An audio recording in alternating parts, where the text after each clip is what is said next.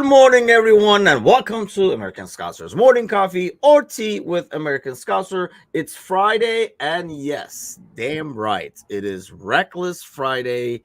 It is. Welcome to the Reckless Friday Morning Show. We have John here. Adan is MIA as always. I wish I never beat him so bad in FIFA. I mean, really, he has been really avoiding the public since then, it feels like. But I don't know. He asked for it, so I gave it to him. So what's going on, John? Well, maybe Anon is kind of contemplating after that Darwin miss yesterday, right? Maybe it's that. Maybe it's the FIFA thing. But I'm good, Tim. Happy to be here with another Reckless Friday show. Kind of got the case of the spring season sniffles, I guess, if you would talk about it. So if my voice sounds a bit funky, I apologize, guys. Yeah, it's been like rough. I don't know, because like it's been a lot milder. It definitely Yeah. started earlier. And I don't know, like I've developed these freaking allergies over time. I didn't have to have this issue, but yeah, I'm noticing it more and more. Of course, I jinxed it because the other day, Angie's actually getting them really worse. And she was saying, and I was like almost semi bragging, like mine haven't been this bad this year. And then 3 days later, Yeah. freaking sniffles all over the place. Yes, Anan, otherwise known as Spot to Prague. Yes, quite the game yesterday. A lot to get to today. Obviously, we're going to go with the draw and stuff. We'll talk about our opponents. We got the weekend game coming. There's a lot to talk about. So, real quick, obviously, the boys talked about it a lot last night, but black seed oil. Interesting. Like, ingested, sniffed? Yeah. Ingested tablets. I don't know. Put in the water? Like, I mean, Right. how do we injecting? What are we doing? What are we doing with this? I can come up with a couple of other ways that I don't want to. So, yeah, what are we supposed to do with this? Because I'm all for, I don't know. And how do you get black seed oil? Black seed oil. Let me play the role of a research specialist today. So they come in Ingested, says Sergio. Yeah, they come in tablets. Oh, really? Yeah, like a vitamin thing? yeah. Well, according to Google, right? There's options, and it's sponsored as well, right? So they're doing all those pharma companies a good one, right? So here we go. Somehow I like Sparky's recommendation better, but yeah, I see what I mean. I don't want to be going around all day drinking that either. Somebody's gonna work around here. We're not all retired like Sparky over here, so somebody's gonna do some work. I can't be chugging down Jameson all day together. Yeah, I'm gonna have to pass on that. You can rub the oil. Yes, this conversation is already going south. So let's go back to the game. Before we rub it anywhere else, let's go back to the game over here. I find it sarcastic, I'm assuming, because Serzi suggesting something that helps hair growth. It's like me suggesting something that's hair growth. So I don't know. You got to take it with a grain of salt. Alan's with us as well. Good morning. Okay, game yesterday. Like I said, the boys talk about it. I mean, I could not think of a better scenario, except Klopp kind of talked about not being able to take Mo out, but he told him not to run. He said so. And he didn't towards the end. He was just running when the ball was there and stuff like that. But, I mean, probably the perfect scenario. We talked about it in the pre-match. Turned out we couldn't have imagined anything better.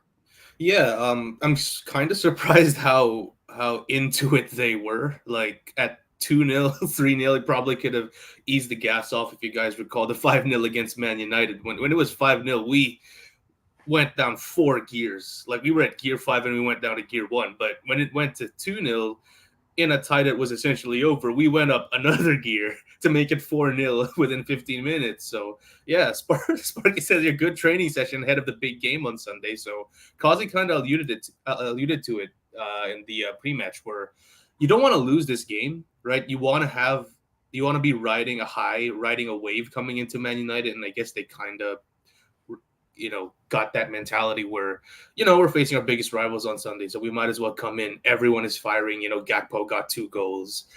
Salah got a goal. Nunez got a goal. Should have had more, but yeah, I can't really complain. And at the end of the day, they're professionals. They have to see out a game until the very end. They're not necessarily entitled to take their foot off the gas. So it's a blowout, but I would say at the same time, it's also a professional performance. We're Yeah. kind of laying down the marker that, even though, we're playing a somewhat rotated side, even though we're still have these injuries, we're still going to take the game to you whenever you come here at Anfield. So couldn't complain. Perfect performance all around. Probably even if we conceded that goal towards there. Yeah, I mean, that's another point too. Mateo says Cody Liverpool missed, but hopefully seeing the ball go in gives him that confidence again. That was one thing. Like people we wanted to score got some goals in Yes. as well. Like if you did a script and said this is my ideal, I would have probably even missed some things that happened yesterday because I wouldn't have thought about them and stuff like that. Got to see the Polish Messi. I'm sure Mateusz still was wide awake celebrating that all day yesterday. I got to see a bit of him. There is a sequence where he dribbles, and I'll be honest, now I realize why they call him that, because the way he runs actually looked very, very similar in that thing. I was like, that is the Polish Messi. Kazi says, I'm missing again. Thiago is more involved in them. Yes, sadly, yeah. Speaking of Spanish people nowhere to be found, Basetic, he was talking about Basetic today that he's going to start training sessions. So we should see him shortly as well. Okay, couple of things. Obviously, let's get to this. Let's go with the draw first. Atalanta. Happy, like it, hate it? Where you at with it? Yeah, it's hard to not think that this is scripted. Let's be real, guys. Like, if you see the pathways, the bracketing, and who we could possibly face against in the final, it's hard to think that this isn't scripted in some form. I swear, we talked about it once, Tim, that this season has so much storylines, and the Europa League is kind of shaping out to be another massive storyline in terms of the draw. Right, I might be looking too far ahead. Right, in terms of the draw, obviously a decent team, but we should have enough to take them on. First leg at Anfield as well, so everything goes well, we can probably get our business done. Decent scoreline coming into away. So yeah, can't complain. And in terms of us facing the winners of Benfica and Marseille, again, probably ideal. Yes, welcome to the Tin Hat Crew. I'm a proud member at this point. So yeah, can't complain at all. And it's shaping up to be, a really good, finding ourselves in a really good position in in these last 3 competitions to end the season. Yeah. Right. Yeah, I mean, I like it. I don't know, like looking at it, maybe like would I have preferred a couple of other teams? Maybe, but not by a lot. Yeah. The truth is, Atalanta beat us at Anfield last time around. Obviously, different teams, and they are like very different actually. So this was their starting 11 yesterday. A little bit of who's who of people who left the Premier League, kind of a thing going over here. You have like Lukman there, Skamaka there, Klasnich is still playing, still hanging in there. So how old is that dude, for God's sakes? He's been around forever, it feels like. So he's due for a yellow card in our game, if not a red. But yeah, it's definitely not the same team. He's 30 years old, Tim. How many? He's 30 years old. That's it? Really? He feels like he's been around for like decades. It's like Joe Gomez. Like, how is he that old? It's just like he's been around. Like, did he come when he was like 10 or what? But yeah, Champions League, Spanish clubs kept apart again. So rigs as Sparky. Yeah, I mean, it's almost like too easy to convenience of like all these draws and how everything lines up and stuff like that. Yeah, things that make you go, I mean, I don't know. Like it's Champions League is the same way. Obviously, us with Leverkusen. I was just telling my brother about that yesterday. That's the scenario. He's like, "Oh, I'm sure like they'll make it work in the round tomorrow." He said, and there we go. Boom, it's already lined up. So, glad we avoided Roma and their fans in Italy. Yes, I think that's a good ordeal. I mean, Atalanta, like I say, is not the same. When we played them, that was like almost their like peak in some ways. It was very like free flowing attacking football. They had a lot of good names that could really hurt you attacking wise, especially. But Italian teams usually defend well and stuff like that. First game is there at Anfield, I think. It is at Anfield. 11th, right? April 11th is the first game. Yeah, I would have preferred it to be away. That's the only thing I was not sure if it's home or away for the first game. But and then the next round is between Benfica and Marseille. Like whoever wins that round, we get them. That's why the path looks pretty darn good. Yeah, it does. And to your point, Tim, I actually prefer it to be at Anfield at the first game because I always like the away first. I feel like they don't know us, so there can be like that element of catching them by surprise somehow, some Who way more. doesn't know us though? To be fair. Well, it's one thing to know, but then it's completely different when you're actually facing them on the Well, pitch, right? that's true. Yes. Right. Yeah. So like imagine if you don't have the benefit of having faced Liverpool yet, and then the first time you're gonna face them somewhat in the dark, and it's at Anfield. I feel like kind of like how Roma faced us in the Champions League first leg that first year we were there under Klopp. We got blown away 5-2. Maybe it's just kind of me manifesting it, right? But then, either way, I feel like whether it's playing them first leg at home or playing them first leg away, we should find a way to get it done. Yeah, Sparky says kill the time the first leg, then rest players for E- away game. But that's why I would kind of like what Sir Z says. I always prefer to be home. Like I rather come back home and say this is what we need. And if we do what Sparky says, Fair. kind of like what we did in the first round, you kill the game there, and then the home game you can kind of like cruise through. I mean, I don't think obviously it won't be as easy as this round or anything like that. But I mean, I kind of called this in the pre-match with you guys as well, like the game yesterday, that they would come out to kind of play and say, you know what, the first game is gone. Let's go out, put in a good performance. Whatever happens, happens, kind of thing. Because been there, done that in the old days with like Turkish teams. But then, like I told you guys, if an early goal comes through, it can go south really fast, and they just like totally lost it. You could kind of tell they totally lost the plot, and they were like, that defense was all over the place. I mean, a lot of those goals were like literally gifted. It's because of our press, but I mean, Jesus, like you got to be quicker than that. As the commercial says, it was just like, get that ball out of there, people. When are you guys going to learn, kind of a thing? And they kept doing it over and over and over again. So you have to step away for a few minutes. I know. yeah, just a sec. I'll be Yeah, back, guys. and It's then a reckless Friday, so I'm being reckless right now. So just give me a sec. I will be reckless as a solo. Actually, that gives me an opportunity to talk about some other stuff. John, what do you guys think about that? No, let's talk about a couple of other things over here. I wanted to actually, if you have not caught up with it already, if you guys are not in the Patreon, we did upload. Obviously, there are like different tiers to it, but we did upload a couple of the newer episodes to basically even like free members, including the one that we recorded just recently, the Scouser, Irishman, and a Turk. And I know like a couple of the gaming episodes that we do with the Polish Prince over here, we're gonna put it on the free tier as well, so everybody can kind of get a taste of it. Bunch of new members to give shout outs to come Monday.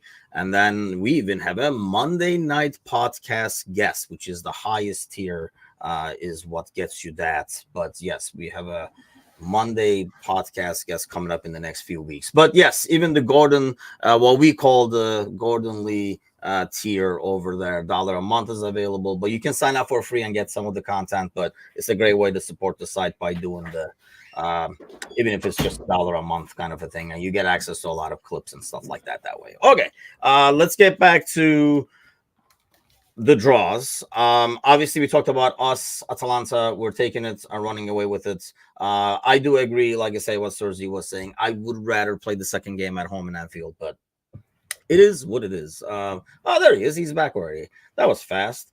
Yeah. So they got canned, or they're like, No, don't even worry about coming to work. Not quite yet. Not quite yet. They just heard your it's the UEFA calling, putting pressure on your boss Yeah. to get rid of you after you called him out over here.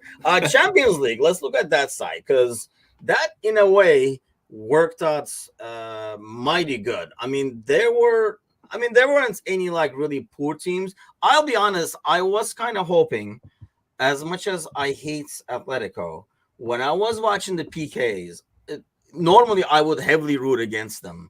But I was almost rooting for them, because I was like, hey, if Arsenal or City play these guys, they're going to lose a couple to injury automatically because of the way they play. So I was kind of hoping that they would get them.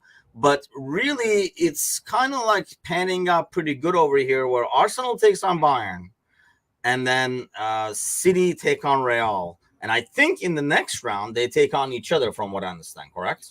Yeah, I think so. And listen, like Arsenal have been really good this year, but they haven't been as good in the Champions League. So they're kind of gonna put more resources to getting past that Bayern tie, and you know they're not gonna admit it, right? The players, Arteta, and everything, but like there is a pressure towards them to make something out of the Champions League as long as they're in there. So it's kind of like how in Man City back then they didn't win one until what last year.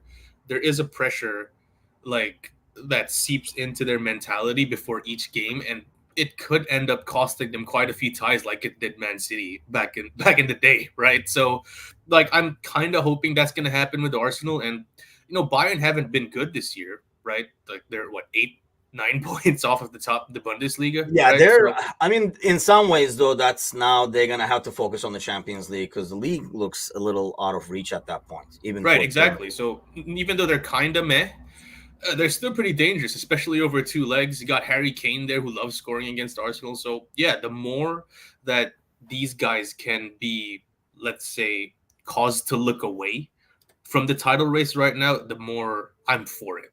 So, Yes. I'm actually like, obviously, you don't like Arsenal or Man City fans running their mouths whenever they advance to another Champions League stage. But at the end of the day, it's probably more beneficial to us, don't you think? Right? Like in Oh terms of yeah. I mean, the thing is, everybody's talking about the possible Arsenal City semifinal. right. I don't even know if that is going to happen, to be honest with you. We're going to get that far and we're going to be able to take advantage of that because both of them are extremely tricky. And especially for Arsenal, I feel like I would pick Bayern. If I'm placing money right now, I'm picking probably Bayern. And mostly, like, one of the main reasons would be what you just said. Bayern can say, Bayern can rest players or play players accordingly with this in mind. And Yeah. I mean, yeah, exactly. Like Matteo says, it's That, Real Madrid, especially in the Champions League, they just know, and they have an easier time in the league right now as well. From what I like, the last time I looked at those standings, yeah. they can do the same thing. And not, resting players, obviously, we know from Barcelona, right? The resting players doesn't always get you what you want, but it's a huge thing. More importantly, for me, like in the past, like they've had some draws like City and stuff like that, where, like similar to what Parky was talking about earlier, like you kill the tie in the first game, and the second game is kind of like our game yesterday. You use it as a good training session and get minutes to people. Both of these teams are not going to be able to do that against Bayern and against Real. Yeah, wouldn't be surprised if it actually goes to penalties again in Arsenal's case. And Man City and Real. To your point, Tim, you'd put money on Bayern. I'd be putting money on Real, man. That juju is just too good sometimes. Like obviously they beat us in that final. Their pathway there against Chelsea, one of the best Chelsea teams in recent memory, against Man City, what they did during extra time and what they did against us, where we played so well. Sometimes it just goes beyond what's on the pitch and it's something like spiritual. Sometimes they have it, sometimes they don't. And maybe they have it like every other year. So if that's the case, well, I don't know. And as we always like to say, Man City do not look like Man City this year. Like we played Yeah. them out of the park with our team that's not even our best team, right? Granted, it was at Anfield, but the way that our second choice right back, some of our first second choice midfielders were pressing against them was insane. So it's a little shaky for me if I'm a Man City fan.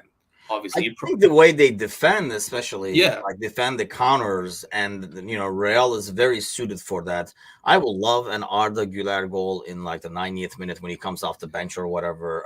That would be it. My bet is on the Germans and the Spanish teams. Here's another thing, by the way. I think Sparky was talking about this earlier. The way they've kind of like lined this up, where the English they're lining up an English team against a Spanish team, kind of a thing. Is that what we're doing over here? Because there can't be two English teams on the final now, the way this is shaped up, correct? Because they're going to play each other in the semifinal.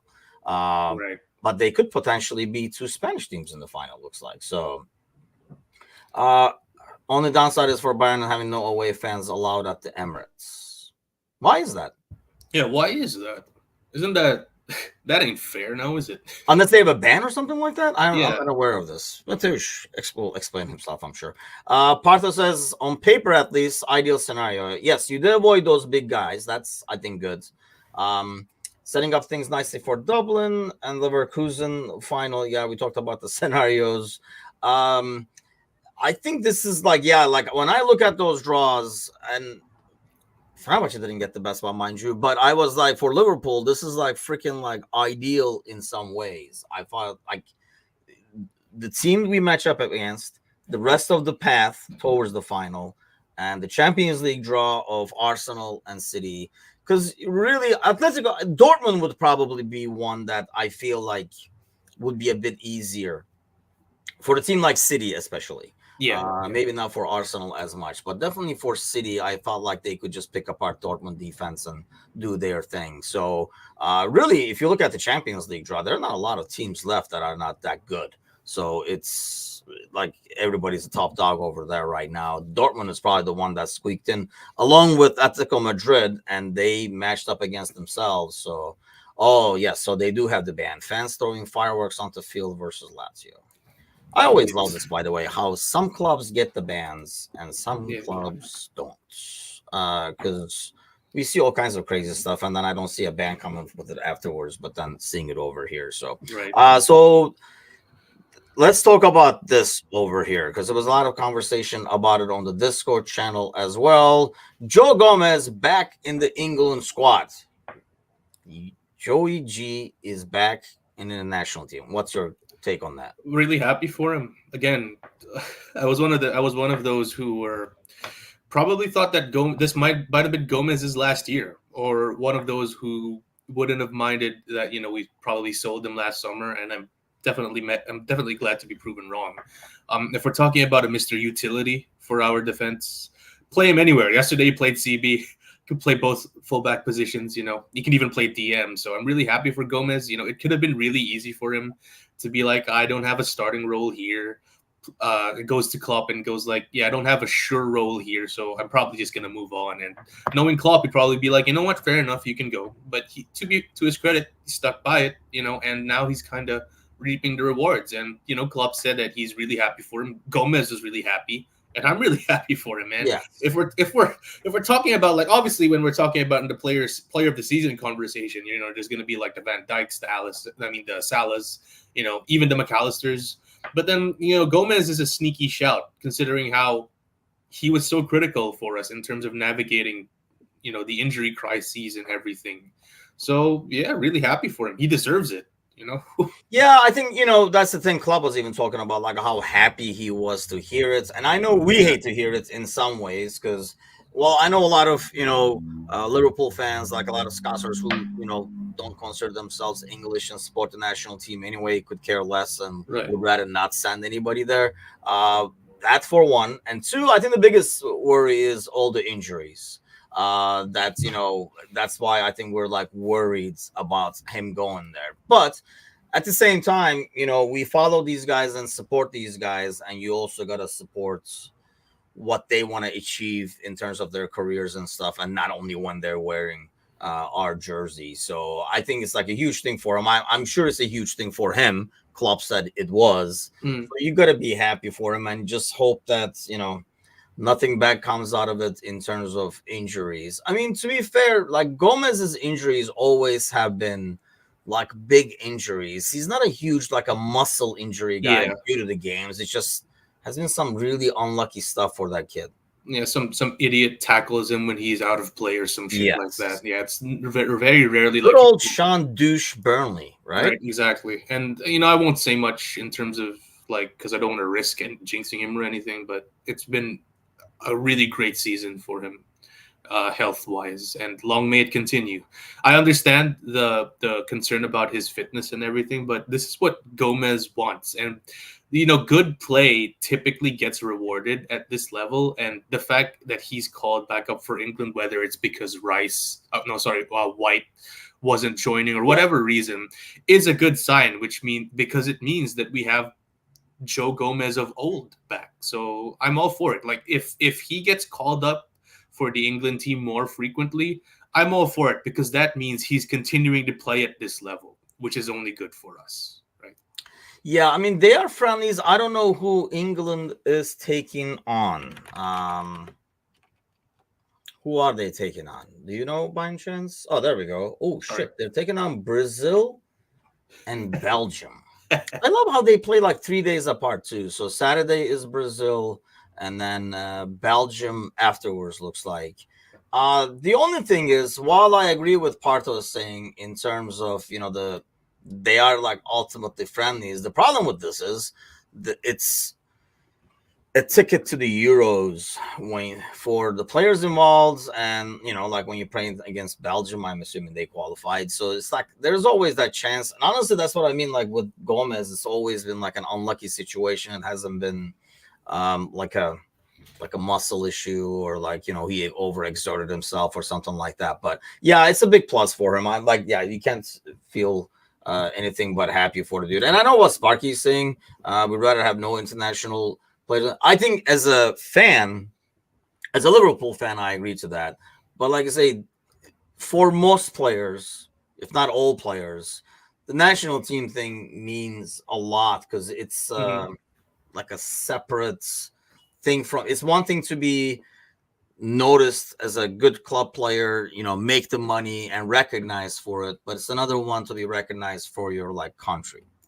Yeah, and again, like I said, it's an indication of how well someone is playing. Like we have some really good players that it's impossible for them not to be involved in some form of international. So I'm glad that Gomez is part of that pantheon, right, of players, the Van Dijks, Soboslais, even Trent's, even though he barely plays. So yeah, knowing Southgate, he'd probably use Gomez before he uses Trent, right? Because he's that kind of manager. Gomez being a more defensive guy. So yeah, I mean, it's how you want to look at this. It's either a glass half empty or a glass half full, right?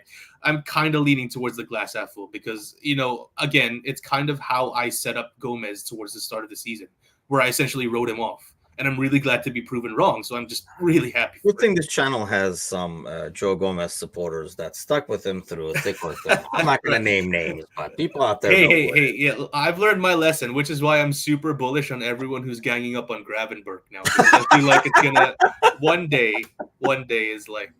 Who, by the way, yes, we should talk about that. Is back in training.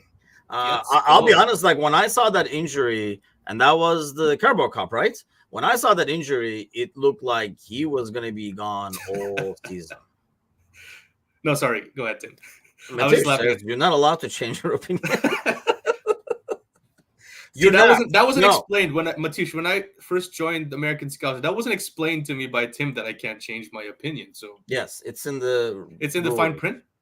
It is in the fine print. Mateusz is just a rebel, so he just flips back and forth. No, I'm just kidding. But no, I mean, I think sometimes you gotta kind of consider. I'm not the same thing with Gravenberg, for example. I still think it's too early to make a call. With the Gomez thing, I was over annoyed because I felt like he was just the next scapegoat on anything that goes wrong.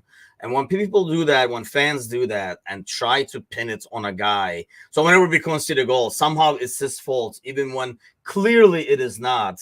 I think it's like a defense mechanism. I start supporting that guy really hard because I feel like he's getting screwed over. Similar to, what's happening to Henderson and stuff when he was playing here. Like anytime we didn't score, because we don't have creative midfield and stuff. Really? Like the right wing functions because Henderson is there running for everybody involved. And we realized that the moment he left initially, right? Or when it was out, we realized that right wing was suffer. So, I thought Gomez was one of those guys. But like you were saying earlier, this year we've seen a lot more from him in terms of, being able to play in different positions and stuff like that. So it hasn't just been like, Matip is out, so he's the next guy up as a center back. But with Kwanzaa's emergence, he's had to play right back, left back. The fact that he played defensive midfield, and he played it pretty darn decent for a guy who's not used to playing in the center of the park, I think says a lot by itself. Yeah, who knew that he was so? Listen, we knew he could play fullback. He started playing fullback to an extent, and which is why I'm kind of the opinion that his days as a CB are probably done. I like him better in the wings, defending the fullback positions, because I worry about sometimes how he's not as good in the air as a CB, but I think as a fullback he's Hmm. above average there. So and obviously he's still got the speed. So listen, if it's good that we're having these conversations about where his best position is, because we know he can at least give a 7 out of 10 in whether it's fullback, whether it's CB, or whether in, as you're saying, the new position as a defensive midfielder. So it's something that I think people kind of forgot, right? Because we knew he was a fullback coming in, but then Klopp has played him exclusively as a CB uh, over the last few years before this season. So in a way, the injuries kind of became a blessing in disguise in terms of us realizing and sort of unlocking Gomez's potential as a Swiss Army knife. Yeah. So yeah, everyone's obviously injuries are bad, right? But then the saying, not to sound corny, but as one door closes, another opens, kind of a deal, and that's kind of how it went with Gomez, where Yeah. we lost some players through injury, but then we realized how good we had it with this young man. So again, really really happy for him. Sparky says Gomez has pace and will tackle. I don't know what he's implying here. You know what he's implying here. I already know what he's implying here. But and I'm assuming that's why he likes him on playing defense on the wings as well. I I think like him fullback. he can play. The thing that Gomez says, what game? What man? Poor Gomez. People were giving him shit because he got outran by somebody who had a freaking head start on him, by the way. And Gomez still kept up with him, but it was like Gomez was not as fast as he was. What game was that? It was in the first half of the season. People were giving him shit because I think he had to come off the bench or something like that too. And That's strange, because if you'd criticize Gomez, if you'd nitpick Gomez's game, sometimes he loses focus, but it's never the speed. He yes, always I mean catches that's up. the thing Yeah, that Gomez has, and he's kind of had yeah. that in the past as well. Where so I worry more actually as he gets older because Mhm. he's like I think he's the fastest on the team now because he was always like second and stuff before. I Is don't know, he like it's him and Mo I think on a full sprints kind of an ordeal. really? Oh, yes. Yes, Gomez was like one of the fastest on the team. I remember that like after a couple of camps, Mm, that he was like, his top speed in terms of like sprinting like 8 point mm, A to point B kind of thing. Obviously, agility and stuff are different things, but I think he has been in the past out of position, but he can recover a lot faster because of his speed. yeah. But sometimes what he has done, like I'll criticize him where it is, he has kind of like taken that for granted. You kind of get used to that. It's almost like playing with like kids. You're like, that's fine. I'll catch up anyway, kind of an ordeal. Yeah, yeah. So sometimes he has done that where, I mean, not that he's saying that, but he hasn't focused as much in his positioning, thinking I can always recover, and you can't always recover. But I think he's been really good defensively. Like he's a good tackler. He's a good 1v1 guy, and like he has, even if he does get beat, you know what I like about him? He tracks back, and with the speed, he can get in front of the guy again. He doesn't start That's, jogging back and be like, "Let's see what Van Dyke does to cover my the ass." Kind of subtle deal. shade. I I'm love not it. naming names.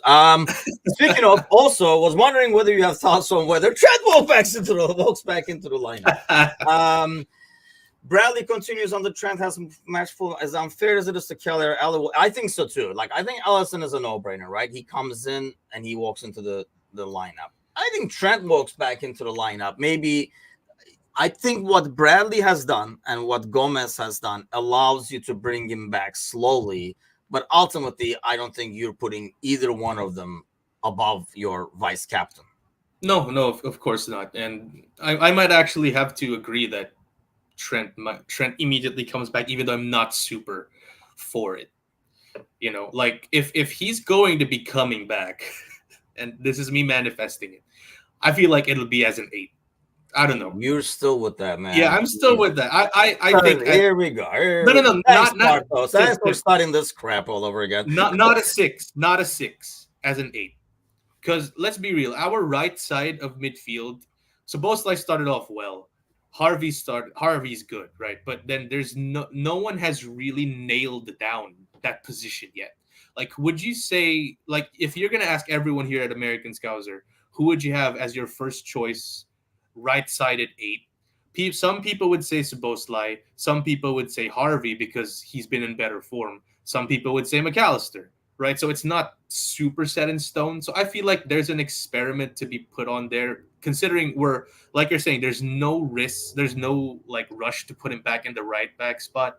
So I don't know. I feel like Bradley has earned that position, has kind of nailed it down there. So I'm not as sold on Trent coming back. I know it's going to happen, but I'm not as sold on Trent winning the position back right away, if that makes sense. Yeah, that's all I gotta say. I mean, here's the thing: you just named 3 possible really good midfielders for that position, right? But just because we're debating over 3 of them, you were like, you know what? Let's just go with the right back instead. Well, it's because Trent's just gonna be there eventually. Like everyone's calling me reckless. Like next season, for all we know, he's probably gonna be there.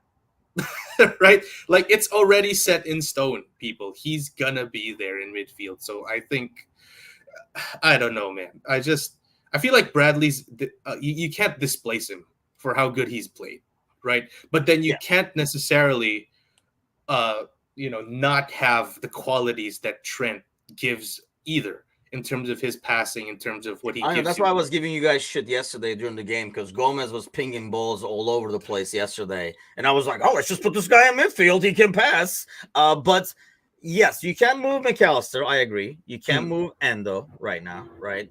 But I mean, like I say, when you have Jones, who, Anana's not here to make fun of, but we said he was the most informed and the best guy in midfield, like consistency-wise, before he got injured, right? Szoboszlai, who's coming back, and who started the season, we were like, oh, we got the next best thing to slice bread. Harvey, who is like probably runs more than Trent runs in 3 games in 1 game, right? So I find it impossible to move Trent ahead of those guys. One thing that could be possible is, and I know that's what you're saying, when we're easing him back in, we can kind of like put him in there for like 10-15 minutes when he comes back from the injury. The problem is there's only 14-15 games left in the season. I think we're past the experimenting phase. So let me ask you this, Tim. Would you rather ease him back in the last 14-15 minutes at right back, where he can possibly get on your freaking nerves again and be lazy, or have him up front in midfield? Right? Because like as we talked about before with Gordo, when he's higher up, sure, he has to press and everything, but then there's still another layer that the defense has to go that the offense has to go through. If, for example, he is bypassed, whereas if you ease him back in through right back, he's lazy, he's not the same player, blah, blah, blah, because he just came from injury, it's immediately either 1v1 with Kanate or 1v1 with Keller, right? I think you kind of get him back as a different player too, slightly, to be honest with you. But because I almost feel like we've changed how we play a little bit. And do we go back to how we were playing because Trent is back? Like, have we changed how we play because Trent is not there? You do see, like, even when Gomez plays right back, even when Bradley plays right back, you do see them occasionally coming into the middle, like building play, playing a bit more inverted, but they pick their spots. Whereas, and I guess that's my biggest complaint with Trent. I don't think he picks his spots. He picks his spots to be a right back, like more out wide. He's more central. I mean, that might not be on Trent. That might be on Klopp, and that might be the system. I just don't know. Do we go back to that because Trent is back, or do we go with what has been working? I would put him back as right back, as you're easing him, giving him 15, 25, 30 minutes until he gets back to full fitness. Partially because I don't like Bradley can't give you 90. If you guys notice, I don't know how many games we have gotten Bradley from start to finish. He's always coming out in 60, 70 and stuff like that. So that kind of works in that sense. And before you know it, I think, I'll be honest, I think Trent comes in, pings a couple of passes from right back and makes a couple of assists, and everybody's like, I mean, including myself, you're like, okay, this is what we were missing.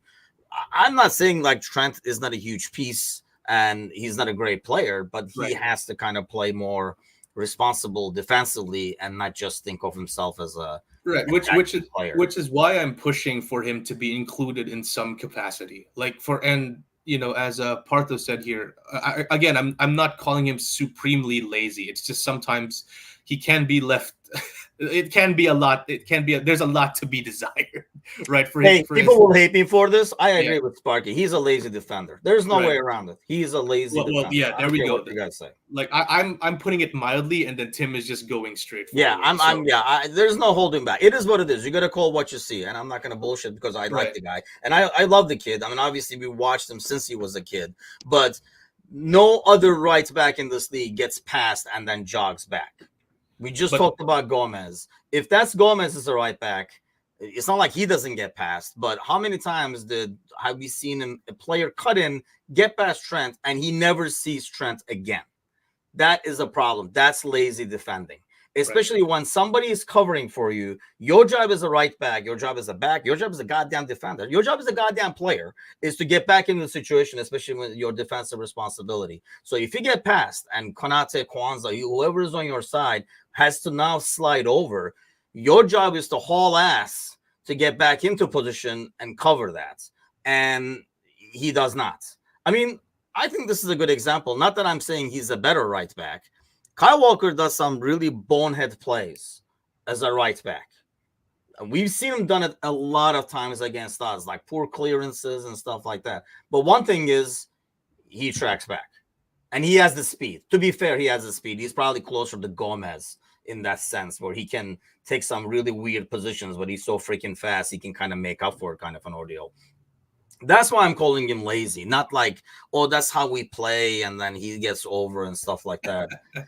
You know what? Yes, that might be why. That might really be why, actually. Yeah, I think Timuchin is projecting the many years of frustration he had with the right backs he played with back in the day. Yes, because as a sweeper, you slide over that way because now I'm doing your goddamn job that you didn't do in the first place.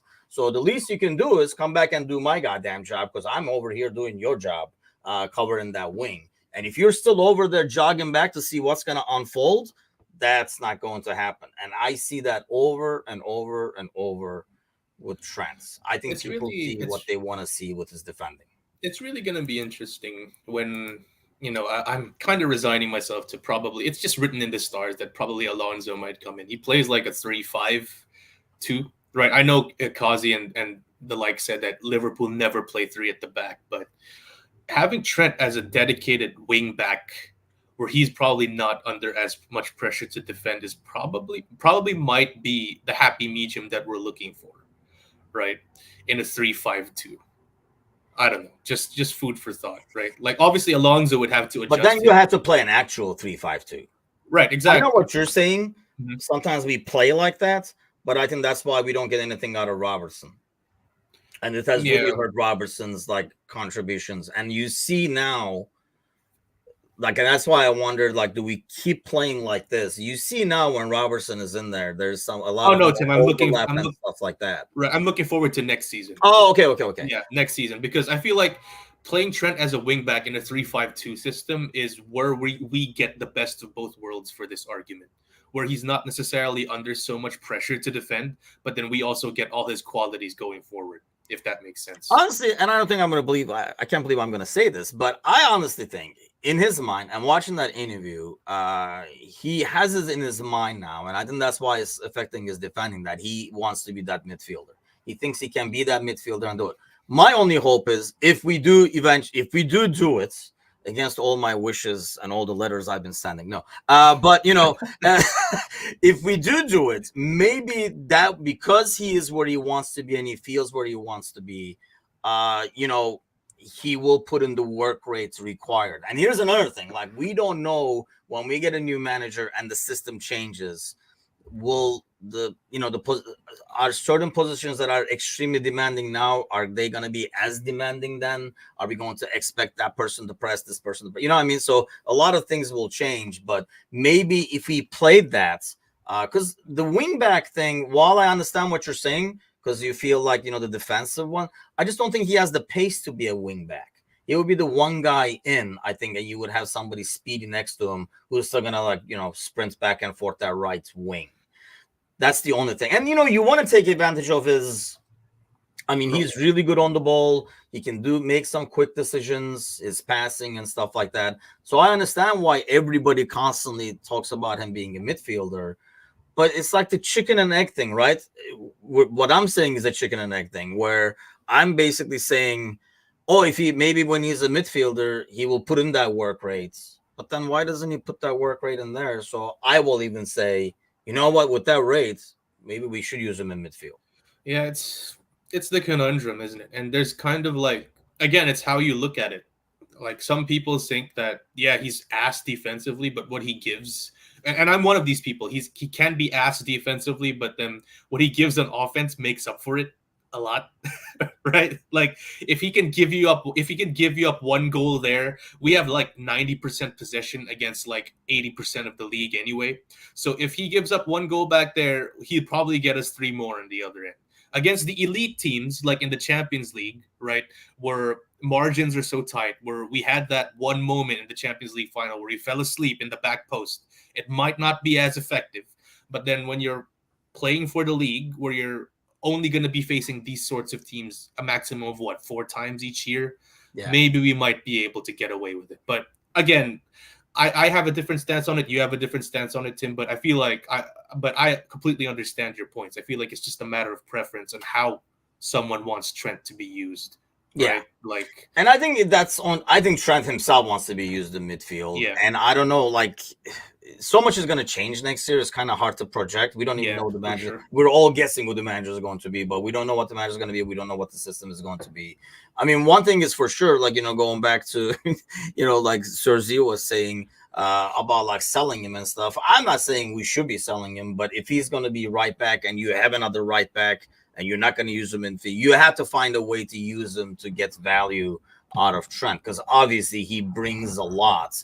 And I really do think, like, deep down inside, I don't like that aspect, but I feel like if he gets what is in the back of his mind, he's not going to be as, lazy as like Sparky's saying. But it shouldn't be a chicken and an egg thing. Sparky says play Trent as a 10 and he can forget about defending. The issue is there is no more 10s. Maybe like 10 years ago, we make him a 10 and be like, hey, why don't you stick around here? When we get the ball, we'll give it to you, and then you'll create something. That guy doesn't exist anymore.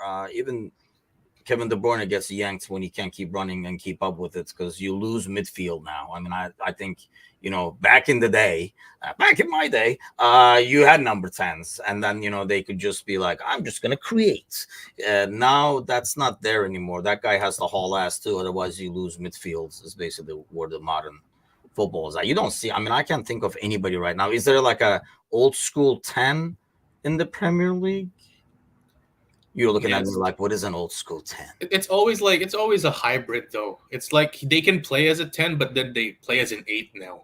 That's right? What I mean. Like, there is no old school. Sparky should answer this more than anybody else or anybody in the audience. Can you guys think of like a number 10? What you would consider a number 10 in the old days playing in the Premier League? I really can't think of anybody because I don't think they can survive in the Premier League. Greel. Come on now. Odegaard can work well as a 10.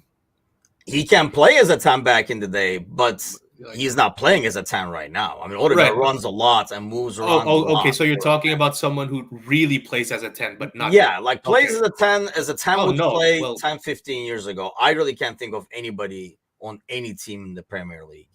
You look at a player like Paqueta and stuff like that, for example, who runs his ass off to be able to do that job. It's one thing to come and demand the ball like a 10 and create, pull back to midfield when you have to get the ball and stuff. But in terms of like the defending part, I don't know, maybe if I remember wrong, but 10s were kind of chill back in the day. They were like kind of like what Klopp was saying to Mo yesterday. Is like, you can stop running now.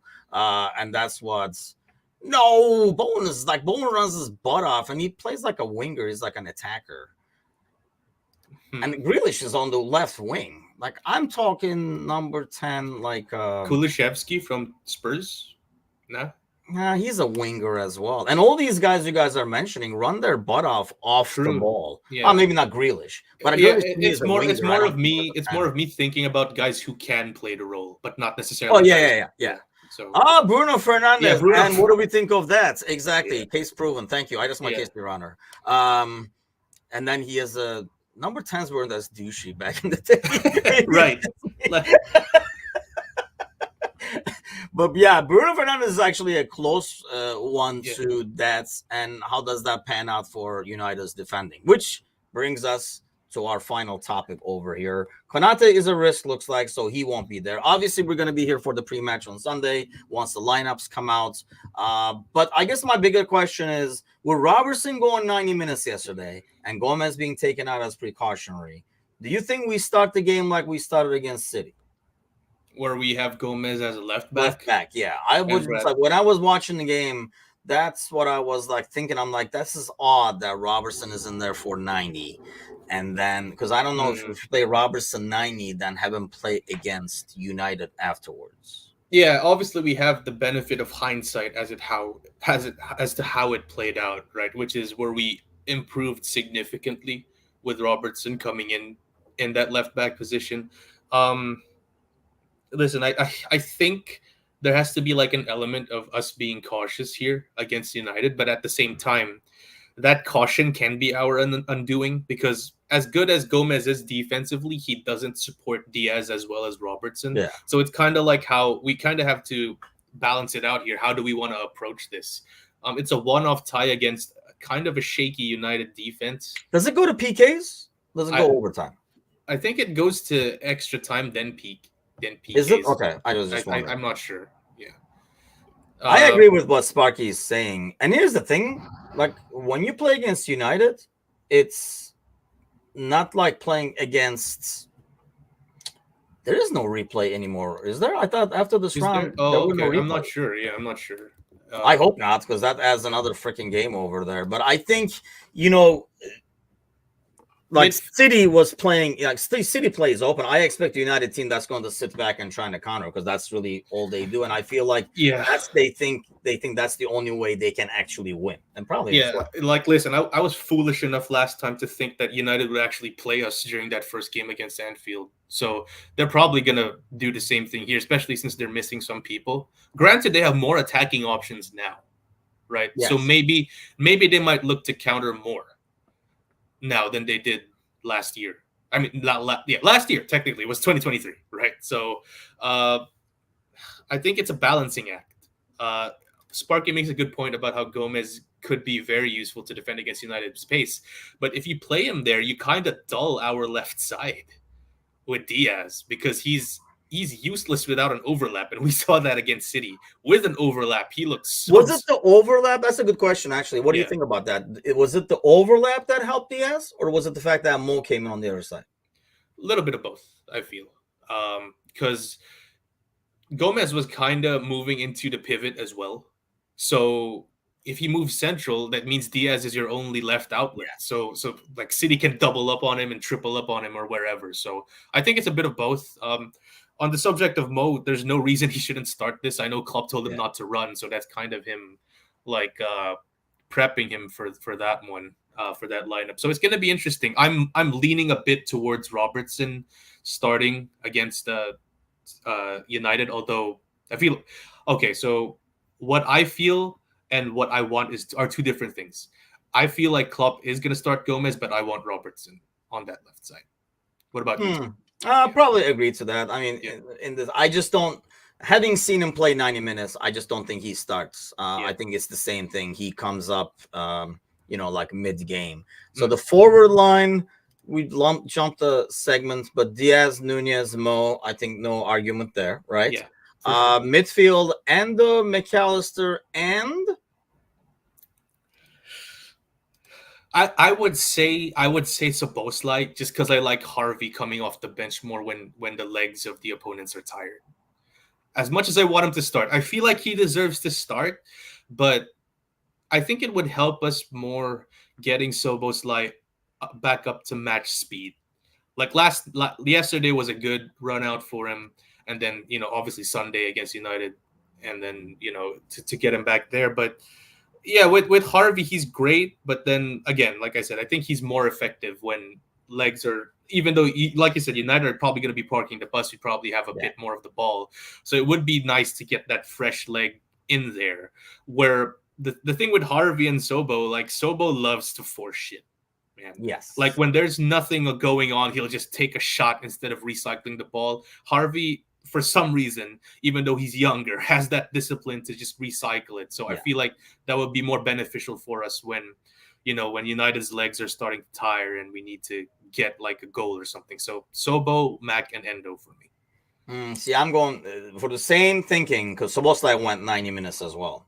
And I think that's because he's not starting this one. I putting him like on the bench. So basically you have Szoboszlai and Robertson and stuff coming off the bench. I think Elliott starts because he came in like really late, didn't he? No. Yeah, he came in at halftime. Yeah, had that goal taken off of him. Yeah. So I'm kind of like putting it basically on that in terms of like how many minutes they put in. I think Elliott starts, and I think I want Elliott to start. And I think goes partially because he got more rest. But the second reason is exactly what you said. A bad decision by Szoboszlai trying to crank a shot that gets blocked opens the door for a counter for United, which is what they want. Whereas Elliott's plays more similar to like how Jones is, for example, where like values the concept of possession and he's not going to lose it to start a counter for United. I'd rather bring him back in, like Szoboszlai back in, if we're chasing the game for one, and two, now if United has to come out and we have open spaces, bring Szoboszlai to take advantage of it. That's fair, but it can also work the other way where we're in the lead or something, or we need a goal, and Szoboszlai cranks up a shot that leads to another United counter towards the end, and it fucks us over, right? So, listen, this is all on Sobo, right? Like just because there's a bit of space doesn't mean you have to crank up a shot. You can put it wide to the wing back so he can cross it in. Like it's the most frustrating thing. I do like though how in the last few games he had that assist that was taken off as an offside to Mo. And then he did it this last game as well. I am liking that how he kind of used that now. It's almost like the play action in football now, where people think as he's gearing up, here comes another shot, and that opens up a lot of stuff for him outside. So I almost feel like he was setting people. You know how you run a play in football early, and then based on what happened, you kind of like run the same play, but like change something. I feel like that's what he's doing now. He's playing play action off of that shot, and then he can kind of like roll the ball into the box very easily because everybody is coming up to block that shot and leaving space behind. It's like soccer's version of a pump fake, right? Yeah.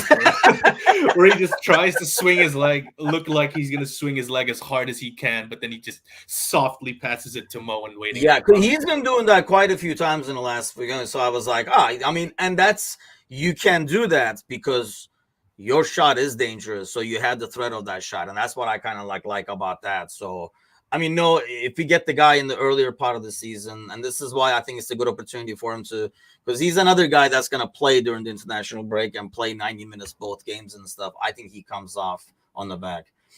If you shoot more, the defenders stand off you more.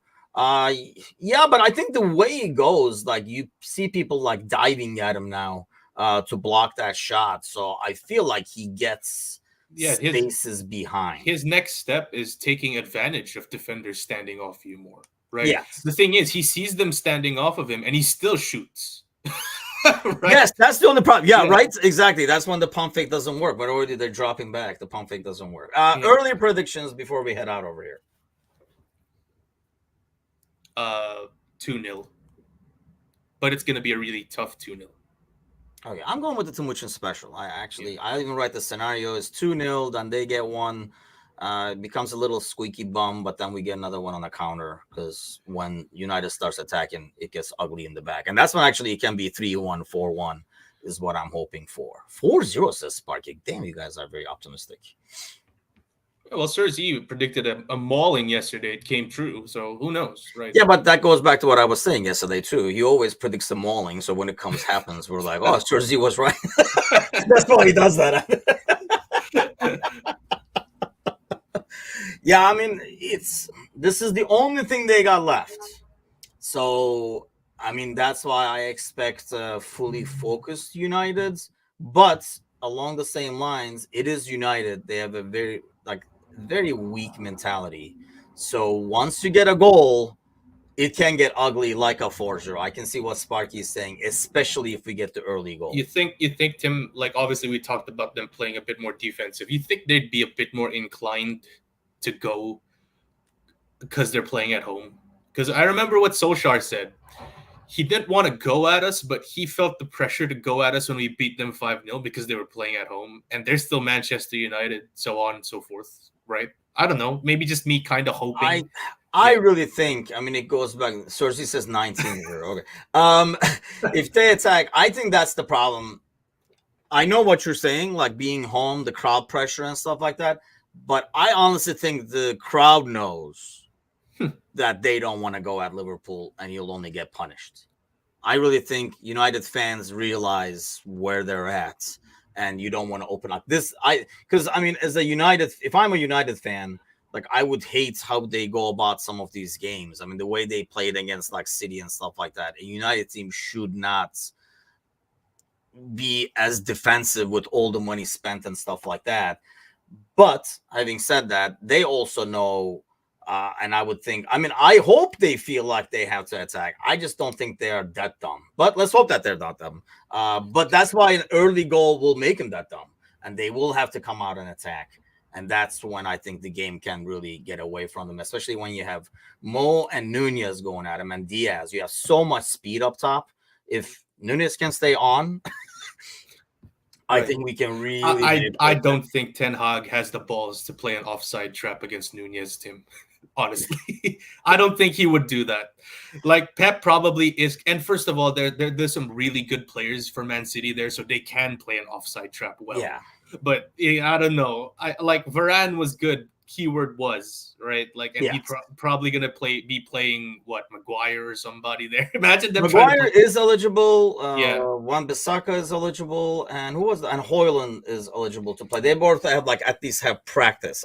We don't know if they're gonna give 90 or whatever. But like I say, when we don't play somebody. And like I said, when I say Robertson and Szoboszlai and stuff like that, when you don't load up minutes because we got so much going on, we're going to need these people. In their case, if I'm a United fan, what are you freaking keeping him for? Like to be the game we're going to play in 4 weeks to become sixth in the league? Like, who cares? This is the only trophy you have a shot at. I would play anybody and everybody till their legs fall off if I'm United. But there's United fans and ours that we concede fans back us. Yes, and that's the thing. I think it reminds me of the old how Arsenal was for the last decade or so, right? Like when you went away, you could really turn their fans on them very, very easy. And I feel like United the same way. And honestly, like when you get a goal, most United fans are going to say, "Here we go again." Yeah. And that's what it's going to be. Let's hope for that. That's what I'm hoping for. But it is United. I find it similar to Everton games, regardless of how on paper, in form, and as a team quality, there's a huge difference.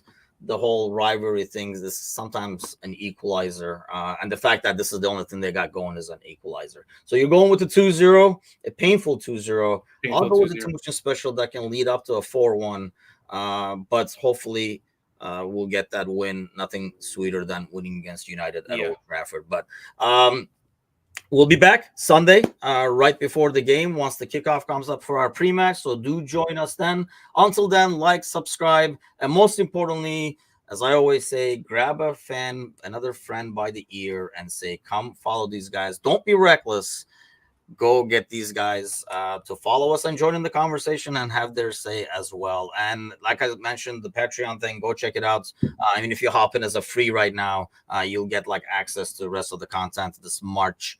And then obviously starting April, we're going to go back to our paid tiers again. So have a great Friday. Have an excellent Saturday. There's really nothing to watch or anything. Just chill, do what I do. I'm probably going to take a day off of soccer and then get ready for Sunday. We'll see you guys then. Take care. Take care, guys.